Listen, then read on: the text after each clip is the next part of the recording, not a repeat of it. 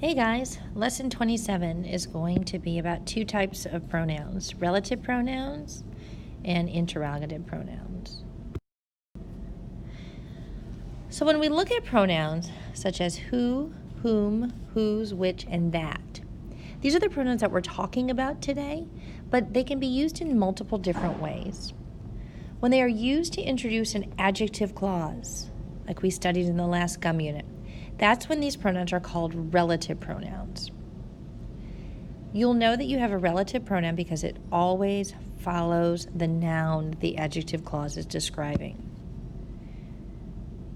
So in our sentence, the gentleman in red is the man who chased down the bank robber. This is our adjective clause. Who chased down the bank robber? It describes the man. It modifies him. And our relative pronoun here is who. The relative pronoun always starts the clause as the first word of the adjective clause, and it describes a noun. It comes directly after the noun. Let's practice. The bank, which had not updated its security system in years, was an easy target. There's an adjective clause here. In this case, it is, which had not updated its security system in years. It's talking. And the relative pronoun is which. The tellers, whose quick thinking alerted the police, will receive an award.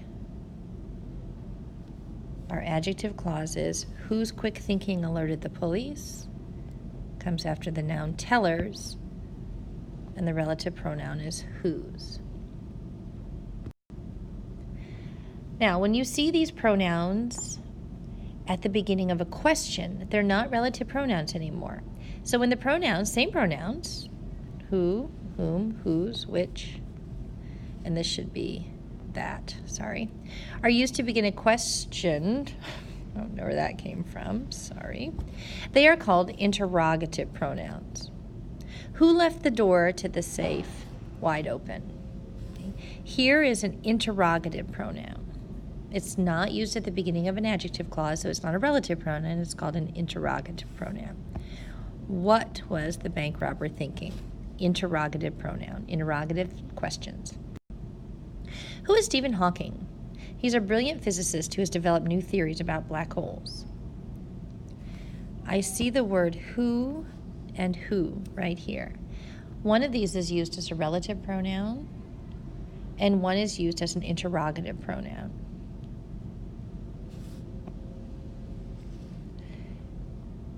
This is our interrogative because it's asking a question.